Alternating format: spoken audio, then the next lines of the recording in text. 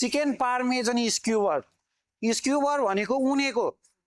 यता सुन्नु है स्क्युबर भनेको के उनेको सिकमा उनेको बाम्बो स्टिक हुन्छ सानो सिक त्यसमा उनेको त्यसलाई के भन्छ उनिसकेपछि के भन्छ स्क्युबर भन्छ पार्मेजन भनेको चिज भयो त्यसको फ्लेभरमा है चिकन जसमा हामीले यसरी तपाईलाई यो एउटा निकाले यसरी चाहिँ हामीले यता हेर्नुहोस् है सबैले यसरी उनेर ग्रिल गरेर दिन्छ यसलाई हल्का स्पाइसी हल्का माइल्ड टाइपको हल्का चिजी टाइपको हुन्छ यो जस्तै हामीले जहिले पनि भोगिराखेको कुरा हो चिज हालेको खानाहरू तत्कालै तातै हामीले बनाएर दिन सकिएन र भन्दा बढी पकाइयो र तातै टेबलमा पुगेन भने चिज हालेको खानाहरू कुनैमा पनि गेट सेटिस्फाई हो त्यही भएर चिज चाहिँ हामीले पनि सही टाइममा टेम्परेचर